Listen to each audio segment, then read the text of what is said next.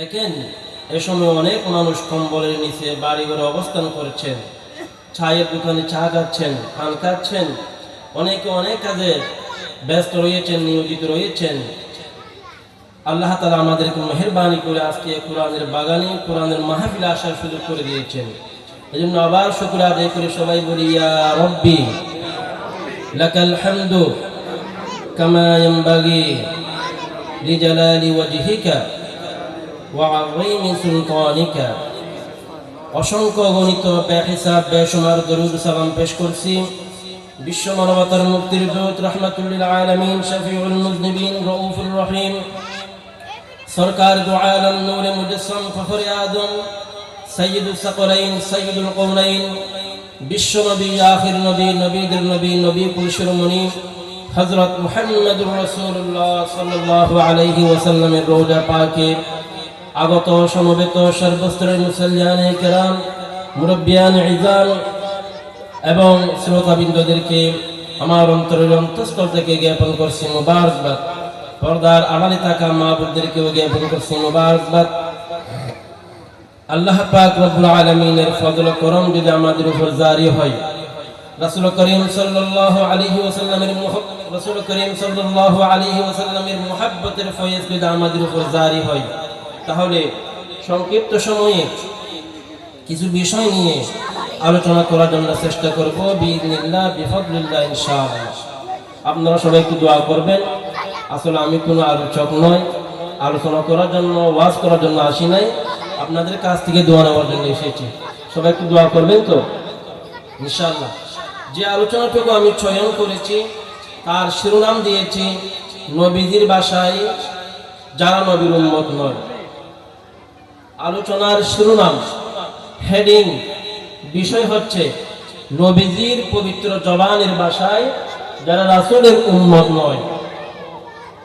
দেখেন না, আমরা মনে করি অনেকেই আমি সুস্থ, আমি ভালো, আমি সব কিছু করতে পারবো। এরকম যেতে যেতে একদিন হঠাৎ করে দেখা যায় প্রস্রাবের ঘনত্ব বেড়ে যায়, হঠাৎ করে ঘন ঘন প্রস্রাব হয়, ঘুম আসে না,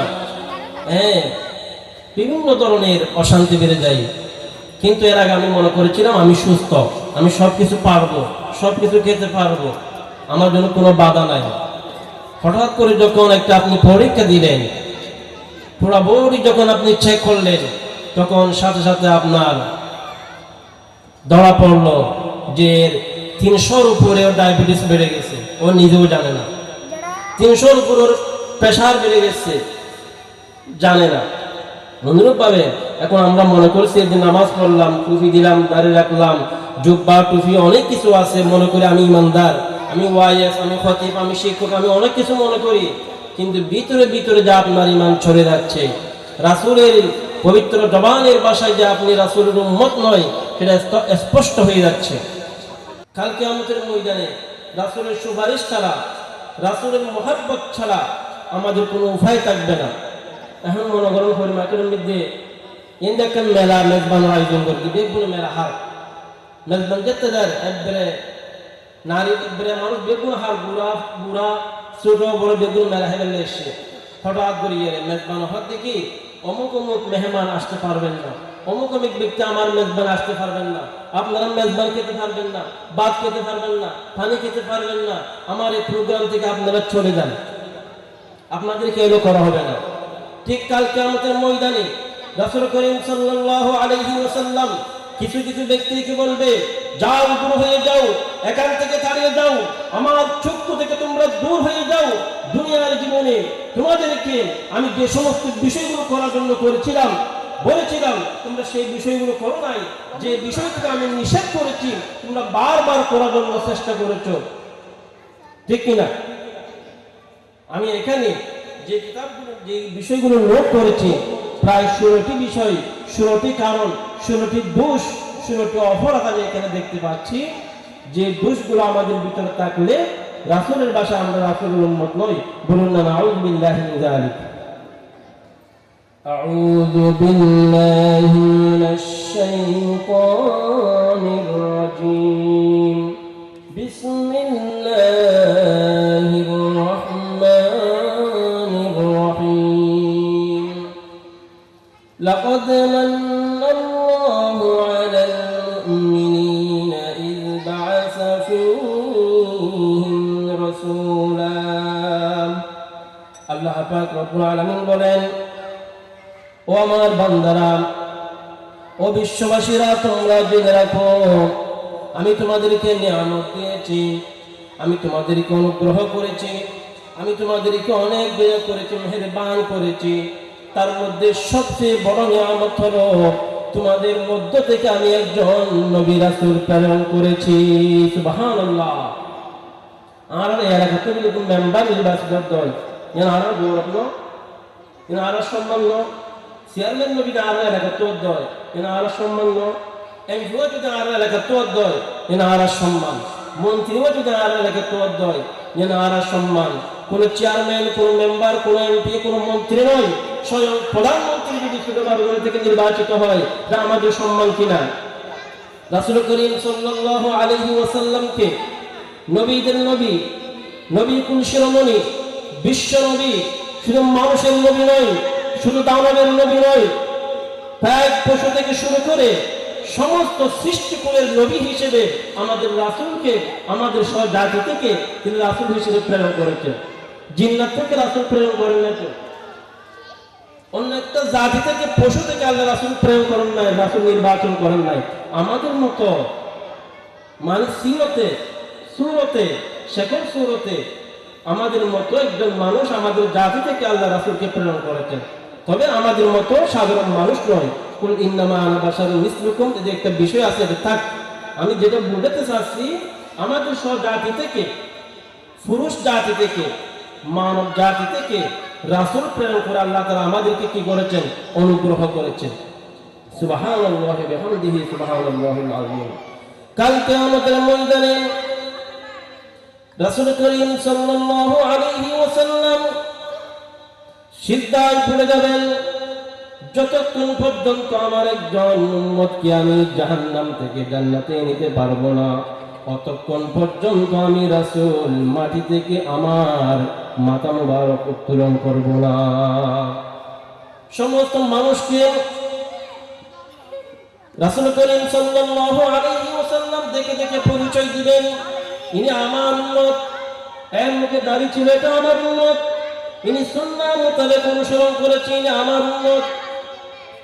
রাসূল মানুষকে শাফাআত দিবেন, রাসূলের সুপারিশে মানুষ জান্নাত পাবেন। আমাদের কোনো আমলের কারণে নয়, আমাদের কোনো আমলের কারণে নয়, আমাদের চরিত্রের কারণে নয়, আমাদের গুণের কারণে নয়। আমরা কাল কিয়ামতের ময়দানে রাসূলের কাছে মুহতাজ হয়ে যাব। রাসূল যদি আমাদেরকে শাফাআত করেন তাহলে আমাদের নাজাত মিলবে। সেদিন কিছু মানুষ, রাসূল যখন মানুষদেরকে দেখে দেখে সুপারিশ করবেন, যাও তুমি জান্নাতে যাও, যাও তুমি জান্নাতে যাও, তোমার জন্য আমি সুপারিশ করেছি, তুমিও জান্নাতে যাও।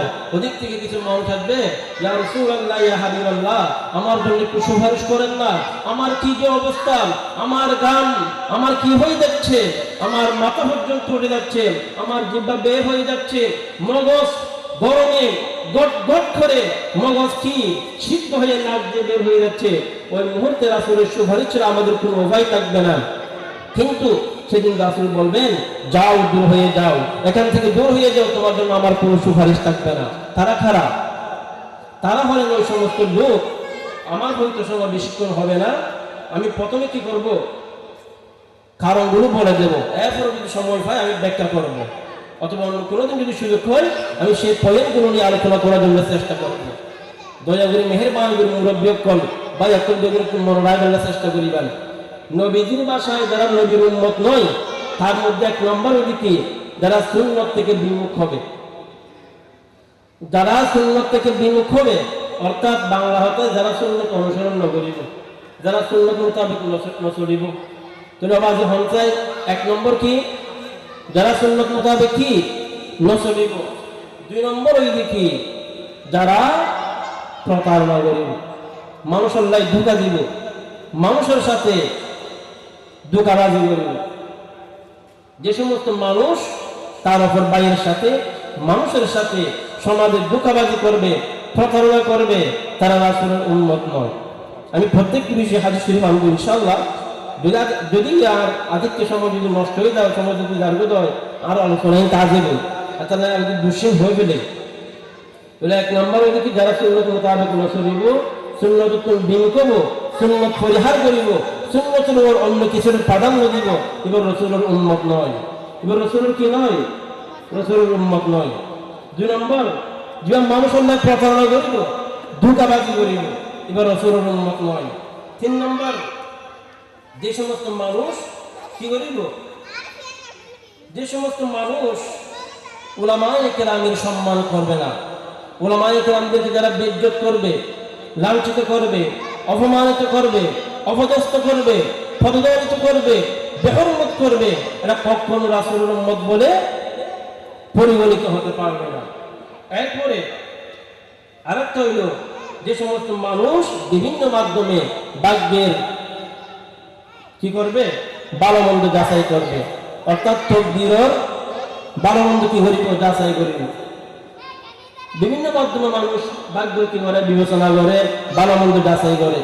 আল্লাহ তাআলা যে তকদিরের মধ্যে লিখে নিরানব্বই সন্তুষ্ট না তাহা দিয়ে এবার হতন বাউল লইয়ের ভাগ্য নির্বাচন করতে চাই, হতন গণক লইয়ের ভাগ্য নির্বাচন করতে চাই, হতন অনুষ্ঠানের মধ্যে ফটো উড়াই দিয়ে ভাগ্য নির্বাচন করতে চাই। বিভিন্ন মানুষ বিভিন্ন কারণে কি করে, তারা তকদির কি করতে চাই, যাচাই বাছাই করতে চাই। আল্লাহ রাসূল হাদিসে কি, যে সমস্ত মানুষ নিজের ভাগ্য, নিজের তকদির বিভিন্ন মাধ্যমে কি করবে, বিচার করতে চাইবে, যাচাই বাছাই করতে চাইবে, আল্লাহর উপর তাওয়াক্কুল করবে না, এরা কখনো আমার উম্মত হতে পারবে না। সম্মানিত হাজিরিন, এরপরে আরেকটা হলো, যারা জাদু টোনা করবে, যারা সেহের করবে, যারা তাবিজ করবে, এরা কখনো রাসূলের উম্মত হতে পারবে না। এরা ঠিকই নামাজ পড়বে, রোজা রাখবে, দান সদকা করবে, সবকিছু করবে, এদের জন্য রাসূল এই মুসলমানের উপরে কোরআন তেলাওয়াত করবে, কিন্তু সে ভিতরে কি করে, মানুষের সাথে সেহের করে, জাদুটোনা করে, তাবিজ করে, এই সমস্ত মানুষ রাসূলের উম্মত বলে বিবেচিত হবে না। এরপরে অমুসলিমদের সাথে সাদৃশ্য রাখা।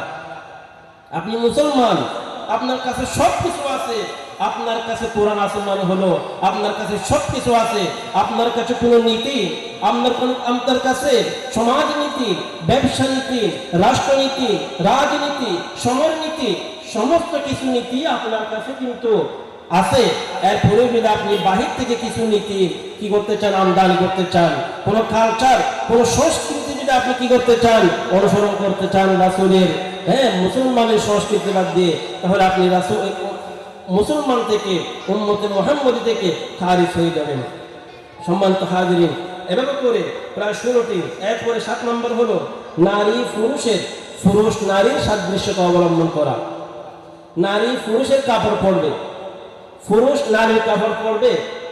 এই যে কয়েকদিন আগে এডলফ খান, আমার নাম ভুললাম, এডলফ খান বাংলাদেশের মধ্যে এডলফ খানরে সবচেয়ে সুন্দর বলে কি করবে, নির্বাচিত করবে, ঘোষণা করবে, অথচ তার দায়িত্ব দেয় না হন্দিলা লাগে, ইতারে দেয় না হন্দিলা লাগে। ইতারে বাংলাদেশের মতো এক পবিত্র দেশত্বন কি করবে, বাংলাদেশের নাকি সবচেয়ে সুদর্শন পুরুষ এই এডলফ খান। ইতারা দেখতে পুরুষের মতো নয়, নারীর মতো নয়, ওই সমস্ত মানুষের ওর আল্লাহ লানত, ওই সমস্ত মানুষের ওর রাসূলের লানত, ওই সমস্ত পুরুষের ওর পুরা সৃষ্টি জগতের লানত। যে সমস্ত মানুষ পুরুষ যদি নারীর সাদৃশ্য অবলম্বন করতে হয়, নারী যদি পুরুষের সাদৃশ্য অবলম্বন করতে হয়, এবার রাসূলের উম্মত নয়।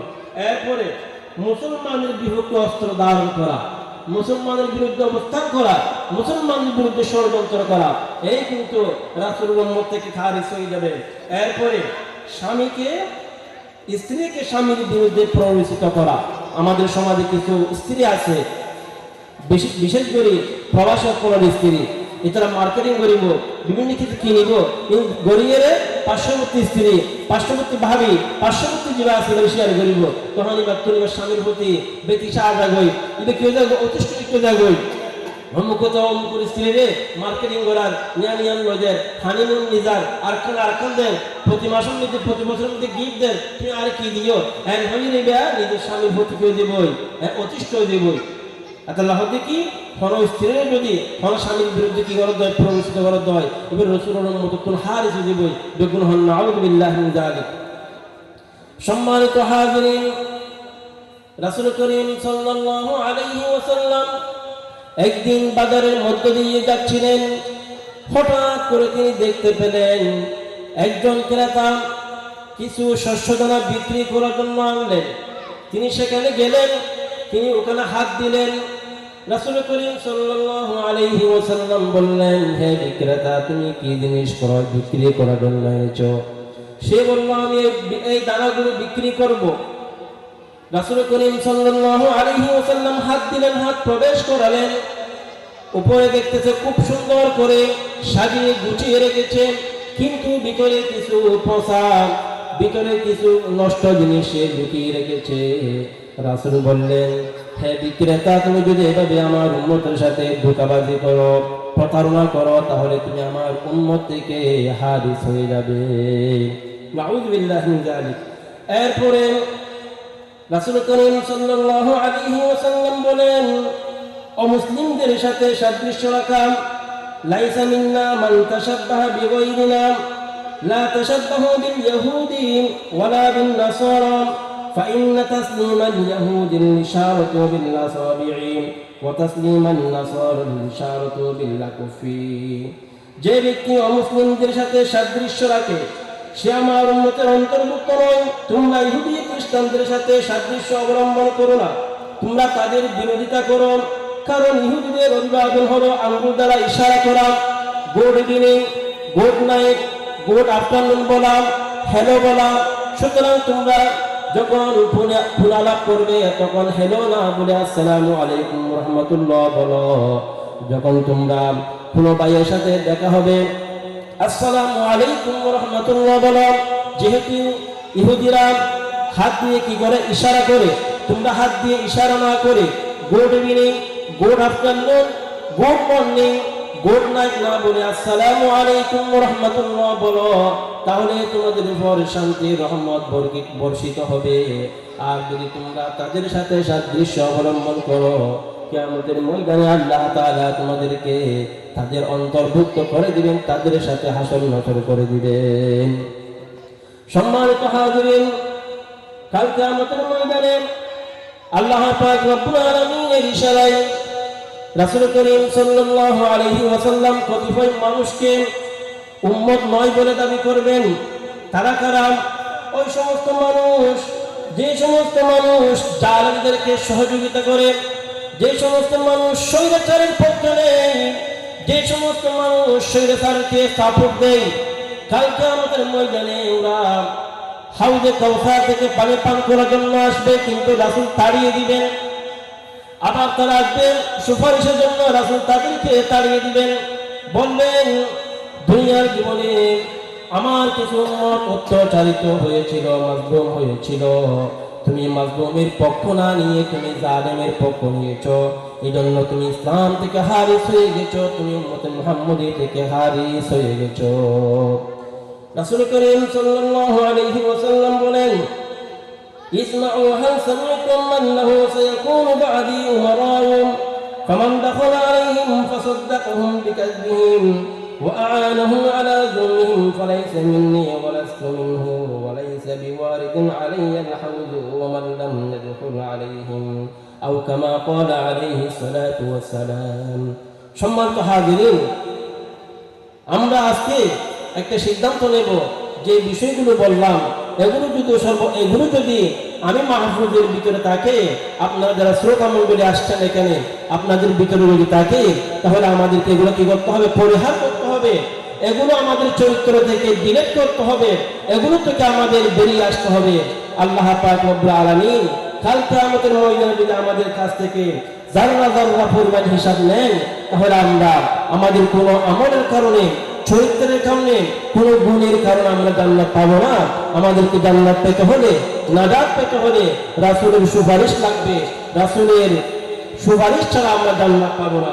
সম্মানিত হাজিরিন, রাসূলের উম্মত থেকে বের হয়ে যাওয়ার মধ্যে আরো একটি কারণ হলো, যে সমস্ত মানুষ সহিহ শুদ্ধ করে কোরআন তেলাওয়াত করতে পারবে না, যে সমস্ত মানুষ সহিহ শুদ্ধ করে কোরআন তেলাওয়াত করতে পারবে না, এরাও কিন্তু রাসূলের উম্মতের অন্তর্ভুক্ত হতে পারবে না।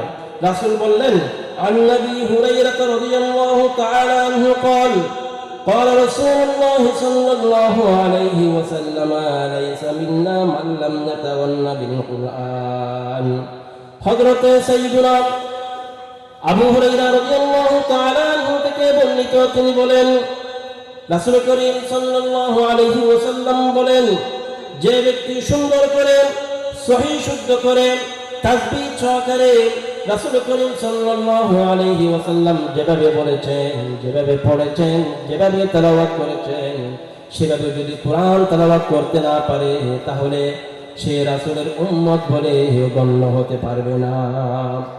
রাসূল সাল্লাল্লাহু আলাইহি ওয়াসাল্লাম আরো বলেন, এমন অনেক কোরআন পাঠক আছে যারা কোরআন তেলাওয়াত করে কোরআন তাদেরকে অভিশাপ দিয়ে, কোরআন তাদেরকে লানত করে। এরকম মানুষ আমাদের সমাজে অনেক আছে। দাড়ি মুছ পেকে সাদা হয়ে যাচ্ছে, বৃদ্ধ হয়ে গেছে, তার এক পা কবরে চলে গেছে, এখনো পর্যন্ত কোরআন তেলাওয়াত শুদ্ধ করতে পারে নাই। এরকম অশুদ্ধ পড়তে পড়তে সে কবরে চলে যাবে। কাল কিয়ামতের ময়দানে সে মুসলমান থেকে হারিস হয়ে যাবে, রাসূলের উম্মত থেকে সে খারিজ হয়ে যাবে। নাউযু বিল্লাহি মিন যালিক। এরপরে আরেকটা হলো, যে সমস্ত মানুষ কি করবে, মানুষের সাথে প্রতারণা করবে, ধোঁকা দিবে, সেও কিন্তু রাসূলের কি হতে পারবে না, উম্মত হতে পারবে না। মান গাশশানা ফালাইসা মিন্না, মান গাশশানা ফালাইসা মিন্না। যে ব্যক্তি আমার উম্মতের সাথে, আমার জাতির সাথে, মানবতার সাথে সে তারা কি করবে, প্রতারণা করবে, ধোঁকা দিবে, এরা কখনো মুসলমান হতে পারবে না, এরা কখনো উম্মতে মুহাম্মদী হিসেবে গণ্য হতে পারবে না। সুতরাং আপনাদেরকে বলবো, সামনে এখন আমাদের জাতীয় নির্বাচন উপস্থিত। সবকিছু যদি ঠিকঠাক থাকে তাহলে এই অন্তর্বর্তীকালীন সরকারের অধীনে 12 ফেব্রুয়ারি জাতীয় নির্বাচন অনুষ্ঠিত হবে। সেই নির্বাচনকে সামনে রেখে অনেক মানুষ আমাদেরকে ধোঁকা দেওয়ার জন্য আসবে, অনেক মানুষ টুপি দিয়ে আসবে। ইতিপূর্বে তার মাথায় টুপি ছিল না, ইতিপূর্বে তার মুখে দাড়ি ছিল না, কিন্তু সেই টুপি নিয়ে আপনার সামনে সুন্দর লেবাসে উপস্থিত হবে, নেক্সট সুরতে শয়তানের উপস্থিত হবে। কোন নাস্তিক, কোন বেঈমান, কোন মানবতা বিরোধী এবং কোন কোরআনপন্থী, কোরআন বিরোধী, শরীয়ত বিরোধী কোন মানুষের জায়গায় এখানে হবে না। আপনারা সবাই রাজি আছেন তো? সম্মানিত হাজিরিন, আমার সময় অত্যন্ত টাইট এবং শেষ হয়ে যাচ্ছে। তার পূর্বে আমি আবার বলে দিচ্ছি,